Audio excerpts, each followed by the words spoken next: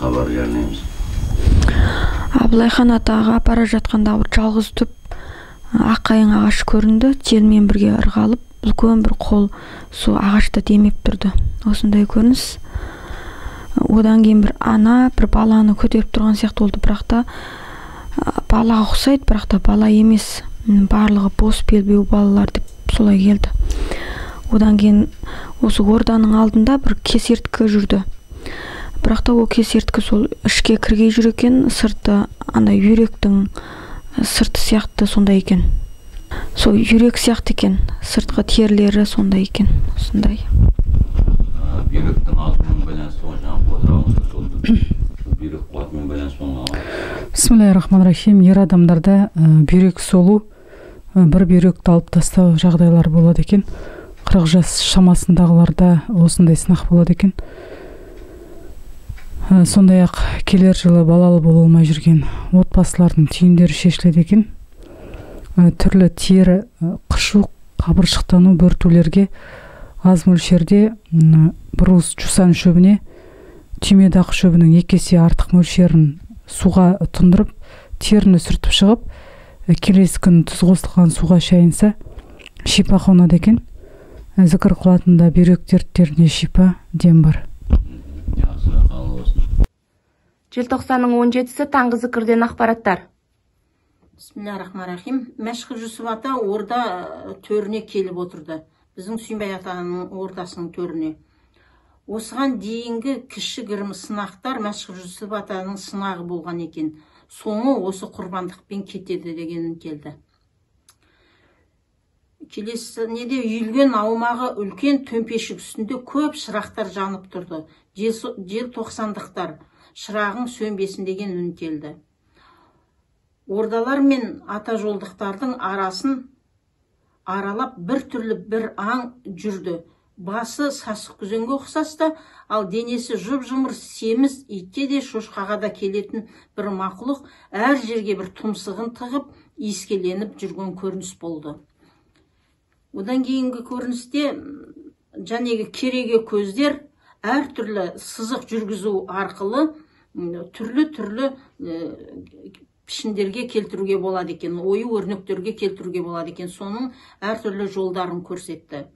Онан кейін біздің өкімет үйінің басқадай болып салынып тұрғанын көрсетті. Бисмиллахир-рахманир-рахим. Бір таудың ішінде терең қос көрінді. Оның түбінде тамыры жоқ шабылған ағаштар болды. Бір ағаштың ғана тамыры бар екен. Сол тамырдан жоғары қарай адамның алақаны көтерілді. Оның ортасында әппақ шар болды. Алақан да әппақ болды. Одан ол шар үлкен кітап болып, жазулары жарқырап, жоғары көтеріле берді. Қарасай Батыр ата, Бауыржан Момышұлы ата қолдау салды. Теңіз бұрқанып тасып жатса да, содан өту керек. Алға қойған мақсатқа жету керек деген үн келді. Одан кейінгі көріністе кигіз үй көрінді, әппақ болды. Одан Астанадағы бәйтерек көрінді. Ол кәдімгідей ұсақ болып, шашылып, құлап жатқаны көрінді. Одан Кремль көрінді. Кремльде қатты көтеріліс болады деген үн келді. 17 желтоқсан ақшам намазынан ақпарат. Бисмиллахир-рахманир-рахим. Бірінші көріністе жаңағы жабайы шошқаны көрсетеді, қабаны. Бір кішкентай жыңғыл екен, осы үйдің орнында екені. Соның қасында тұр, артында үйдей тас тұр. Соның тұрғанын көрсетеді. Одан былайырақ барсам, бір кішкентай екен, сөрге өсіп кірсем, алдымнан келіп бір ақ қой. Иіскеп, қолымды жалап сөйтіп жатыр. Одан бір аю келді. Нұқыл ақтар болып кетті, өзі 5-6 ау кеп сөйтіп кетті. Түнгі кеше көрген дәу жыланның көзі осындай. Мен ненің көзі екен деймін. Кейін қарасам жылан екен. Жуандық осындай бар. Бір 15-16 метр ұзындығы. Соны көрсетіп жатыр. Сол. Қал болсын. Кеш жарық. Бүгін 17 желтоқсан күнгі кешкі зікірден ақпарат. Жақ пен қуыс кеуде арасында жалғандық бар. Ол жаман ой, жаман сөзден құралады. Ақтауда газ жарылысынан сынақ деп келді. Қызыл қуатпен апаттар көбеюде деген ақпарат келді. Сары нұрға жалғану, ол жанын тазалар ғана көтере алады деген үн келді. Сосын 97 саны нұрметі болады деді. Бірінші шүкіршілік ету, екінші бірлікке келумен деді. Арамастан ұшынып, асқазан ауруы көбейеді деді. Түктібай ата Айшана Қайынжыл ата белгілеріменен алынды. Қабыл болсын. Арыстан баба өзінің бейнесін көрсетті. Арыстан баба күлімдеп, қара түнектен, жан жақтың бәрі қара түнек, иттер, абалап атқан иттер, сондай бір неден мені қол бұлғап шақырып арқасына ілестеді. Сонда қол бұлғап шақырғанда ілесе қойған ұрпаққа айтар өсет ұшан теңіз, талайы жылағанға арқа тұтар ешкімі жоқ, пендеге жылы алақан, мейірім шапағат келер, сайраған көкіректе шер тұр, өзін жөнге келтірмесе суға батқан таспен тең. Сондағы Арыстан бабаның айтқаны, егер де біреу жақсылыққа шақырса, ілескен ұрпақтың жағдайы жақсы болмақ. Көптеген, және Арыстан баба көптеген киіктерді көрсетті, және бір қораға қамап жатты. Сонда көрсеткені, әулелер осында өмірге келетін ұрпақты бәрін іріктеп жібереді екен. Көптеген киіктер көрсетті, қолынан іс келетін, билікке бағынбайтын, халқының қамын жейтін ұрпақ өсіп жетіледі. 30 жылда ел жаңа, 50 жылда қазан дегенде, бұл жерде 30 жылда өзгеріс, келе жатқан 30 жылымызда қазақ елінде ерекше жақсы өзгерістер болады екен. Домалақана күтіп жатыр екен, күлімдеп бізге қарап тұр. Күміс суымен аластап күтіп аламын, көп жаңалық алдарыңа салып беремін, деді де, және Байдыбек ата күтіп жатыр деген деді. Қабыл болсын. Бисмиллахиррахманиррахим. Арыстан баба ордасындағы жасыл сары текемет көрінді, үстіне ақ оюлармен ою салынып жатыр, сондай көрініс болды. Және де мультфильм сияқты көрініс болды. Аспан тоқ, қара көк дейді ғой. Көк, жұлдыздар өте көп, ашық, жанып тұр. Және де ай қызыл, сары, толған ай жанып тұр. Және де судың астындағы балықтар толған айдың көппенбек болып тұрғанын көрсетті. Және де бұрынғы уақыттағы офицер парадный, үлкен парад Европада, Франция деп келді. Үлкен парад, офицерлер, солдаттар өте көп, парад жүргізіп жатыр, өте көп. Және де машиналардың жиылғанын көрсетті, қазіргі заманауи үлкен-үлкен ақ, қара, әдемі жип сияқты. Сол машиналар бір-біріне соғылған, тістер бар екен, әр машинаның тістері бар екен, тістерін көрсетіп жатыр бір-біріне соғылған. Және де бір көк түс көрінді, ашық көк өте. Сонда шималап жазылыпты, индиялардың тілінде жазылған жазу көрінді. Ол жерде қызылмен, кейін қызыл, сары, қоңыр шималап жазылған. Және де 16 сан көрінді. Қабыл болсын. Бисмиллахиррахманиррахим. Қайназар ата қолдау салды. Зікірде көріністе ақ түйе мінген ақсақалды ата келді. Ордан алыстап өтті. Қолында таспихы бар. Зікірдің соңына дейін халықтың тілеуін тілеп отырып, алақан жайып отырғаны көрінді. Перзент қана деп келді жүректен. Ақтау қаласы ерекше жаурында белгісі бар. Адай руынан ер бала өмірге келіп жатқаны көрінді. Кейінгі көріністе Қабанбай ата басы көрінді. Бастары салбырап, кісенделген неше түрлі бейнедегі жандіктер темір торда қамалып отырғаным көрінді. Ілулі тұрған қойдың өпкөлері тұр. Сосын адамдардың асқазан жараларына туберкулез ауруын емдейтін Қабанбай ата емдеп жатқаны көрінді. Ірі денелі ата, басында бөрігі бар ата, қай ата деп сұрағанымда Қабанбай ата деп келді. Бүгінгі керуенде 6 адамдың тұсауы шешілді деген ақпарат келді. кейінгі таңда кейінгі соңғы көріністе Қырғызстанды көрсетті. Қызыл жағалы, енді қазіргі тілмен айтқанда кеміштіктер деп келді. Көбінің басында желке тұсында ірі қара бір жыландар оралып, маңдай көз тіке маңдай жағында құрттар жарып шығып жатқанын көрсетті. Көбі көлік апатынан бірі-бірінен озып, күн санамай бірінің артынан бірі өмірден озып жатқаны көрінді. Қазылған көрлеріне өздері түсіп жатыр деген ақпарат келді. Кенен Сараханада белгі салды, өпке тұсымдан шешілу. Қырғызстанда қазақ аталарының би бабалар, Төле би, Қазбек би, Айтеке би атаның Қырғызда өкімі жүріп жатыр деген ақпарат келді.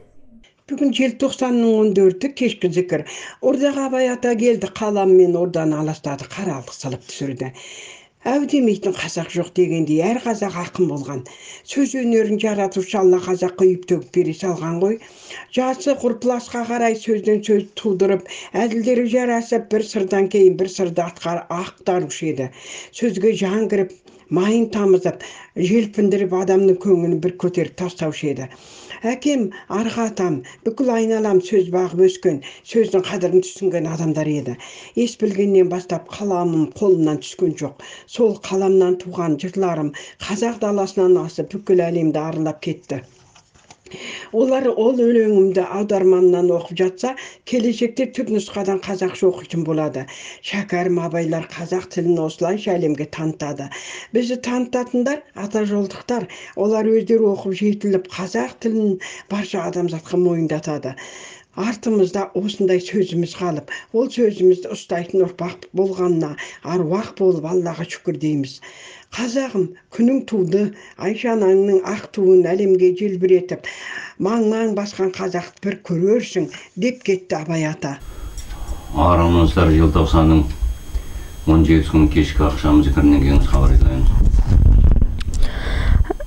Үлкен бір доғалша тұп-тұнық зат болды кеңістікте. Соның ортасында тек ағашы тұрды. Және де тер шары көрінді, доғалданып тұрды. Ортасында тек ағашы тұрды. Бүкіл әлем сол текке жалғануға, тет атасына жалғануға ат салысатын болады екен.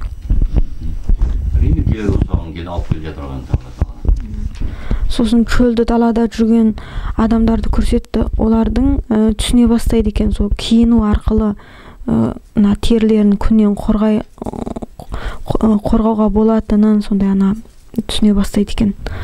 Одан кейін бір анандай құм төбешікті көрсетті. Бер жағы жар сияқты құлапты, бірақ та бір қақпақ сияқты есігі бар екен, болат темірден жасалған екен. Сонан кейін соның ішінде көрсетіп тұр, анандай бір көк жақұт па, сондай бір тас бар екен. Самарқан деп солай келді. Сол жерде бар ғой деймін осы жақұт тастар. Самарқанның көк тасы ерген негізі бекер айтылмайды ғой. Самарқанның көк тасы ерген деген сөз бар. Сол бекер айтылмайды ғой. Жақсы.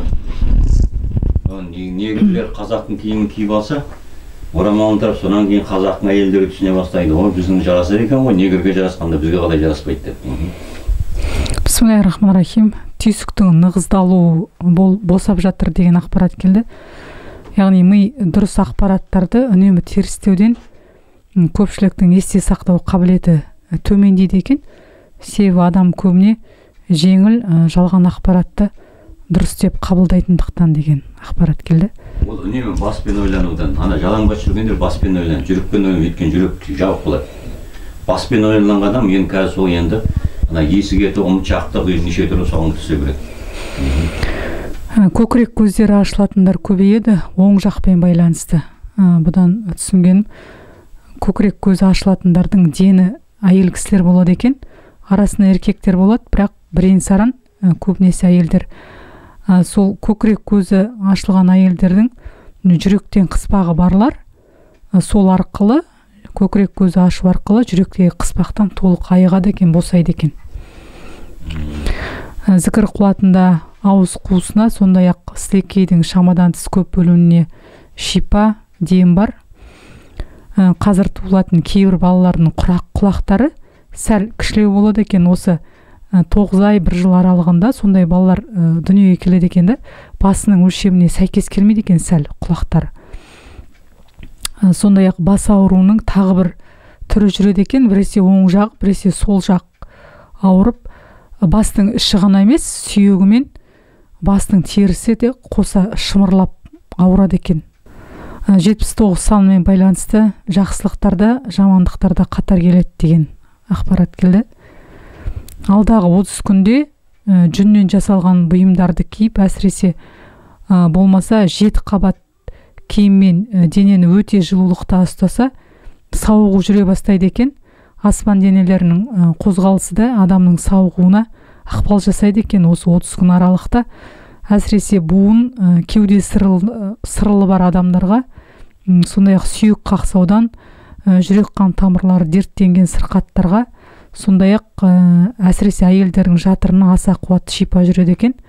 Алайда аяқта табан тоңдырмай мүлдем жылулықта болған абзал деген ақпарат келді. Бисмиллахир-рахманир-рахим. 18 желтоқсан ақшам зікірінен ақпарат. Кәдімгі 5 жұлдыз көрінді, 5 тармақты. Значок дейміз ғой сол. Соның бір тармағы ұзын болып көкке қарай созылып, ол жанып тұрды. 2 параллель ұзын сызық көрінді. Ол ұзарып барып, сынып бір нүктеде түйісті. Шексіздіктің де шегі бар деген үн келді. 19 желтоқсандағы таңғы зікір. Көктен үлкен прожекторға ұқсас жарық сәуле жерге түсіп тұрды. Еселеп нұр төгілуде деген үн келді. Сағат көрінді. Оның минутын көрсететін тілі әдеттегіден жылдам айналып тұрды да, ал сағатын көрсететін тілі жай айналып тұрған көрінді. Келесі ақпарат. Көрінген таудың алыстығы жоқ. Ізденуден шаршамаңдар. Ағаш басында отырып тамырына балта шаппаңдар. Көлдеден көк аттыға ілесуден аулақ болыңдар деп Сарыбай ата белгісін беріп, ата жолдықтарға ескерту жасады. Рахман-рахим. Желтоқсанның 17-сі ақшам зікірдегі ақпараттар. Аспанда көп бұлттар, соның арасынан әйел адам көрінді. Шашы өте ұзын. Перілер аспан әлеміне шабуылдайды деген үн келді. Одан 3 әппақ аттар жерге қарай түсті. Ортасындағы аттың маңдайында жұлдызы жарқырап тұрды. Қар құрсауынан шыға алмай жатқан көліктер көрінді. Кереге көз көрінді. Оның ішінде тәж болды. Одан ол жасыл сопақ тасы бар сақина болып өзгерді. Дарабоз деген үн келді. Сүйінбай атамыздың ордасындағы Айнұр көрінді. Оның оң жағынан әппақ жол көрінді. Ол өз алақанын жайып тұрды. Алақаны әппақ болды. Ақшам зікірі Қайназар ата. Кеңістіктен шағала ұшып келе жатып, М әрпіне айналып, оның астынан үкі ұшып шықты, ізінше бүркіт ұшып келіп, М әрпін алып кетті. Ертегі кейіпкері желаяқ өмірде болған қасиетті адам. Құйын желдің жылдамдығындай болған. Шолақ балақты теке сақалдылардың көшеде кетіп бара жатып есінен тануын көрсетті. Көздері өте қорқынышты болды. Антарктида мұздықтарының тез еруі барысында кейбір аралдар жойылып кету қаупі тұр. Ассалаумағалейкум, әлемет қауым. Бүгін желтоқсанның 18 жұлдызы зікірдегі ақпарат. Аман есесіздер ме, қазақ елі? Бүгінгі бесін намазындағы ақпараттағы бірінші көріністе Нарынқол ауданының алатауларын көрсетті. Сол таулардың басында өскен қалың қарағайларды көрсетті. Қарағайлар зікірден күш алып, қуат алып, қарағайлар демалады екен. Таулар демалады. Сол кезде нұр бөлініп аспанға ұшып жатты. Тербеліспенен. Ал екінші көріністе көрсетті, Сарайшық қаласын көрсетті. Сол кездегі тұрмыс тіршілікті көрсетіп атты. Алыстан көрсеткенде қаланың керемет көркем сәулетті өнерін көрсетті.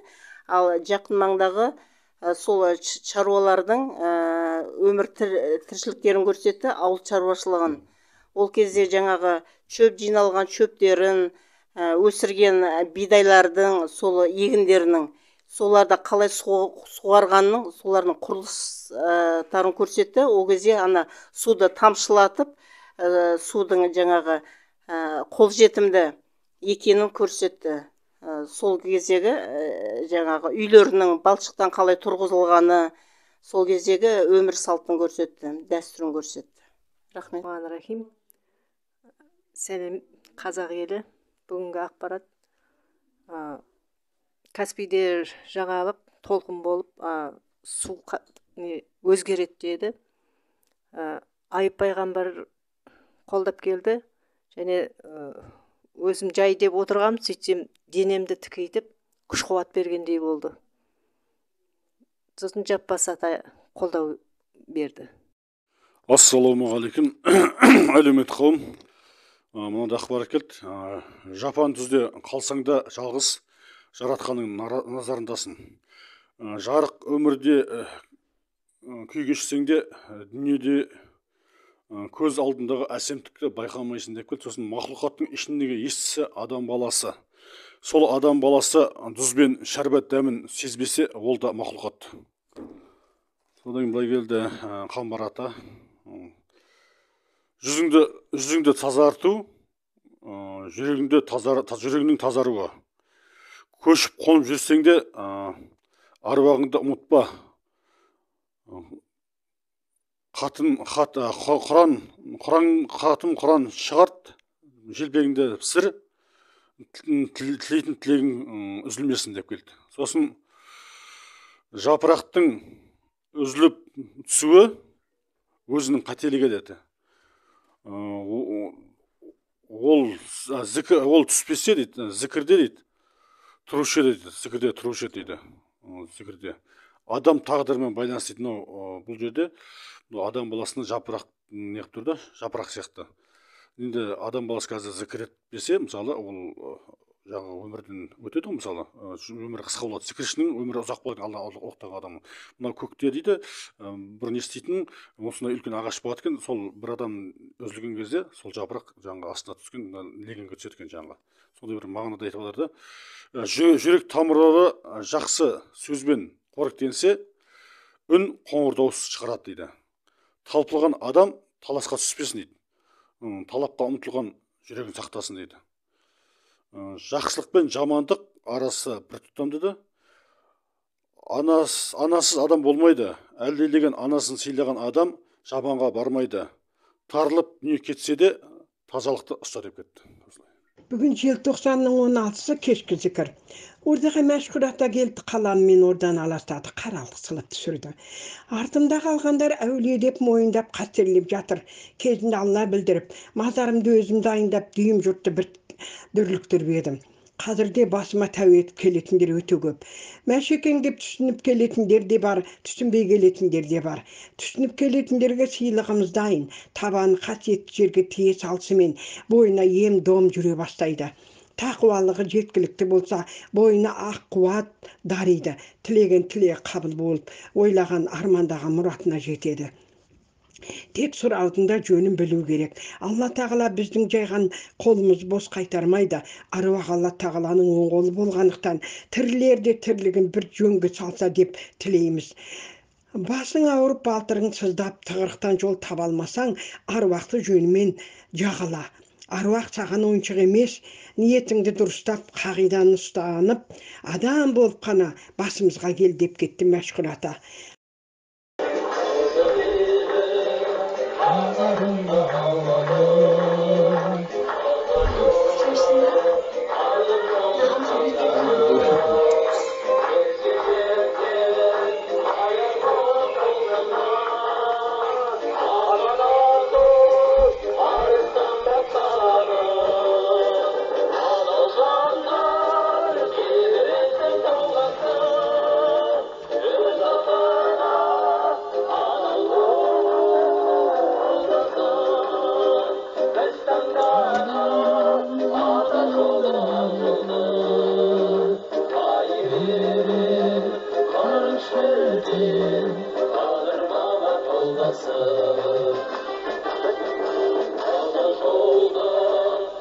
Adam bilmeyen olmaydı.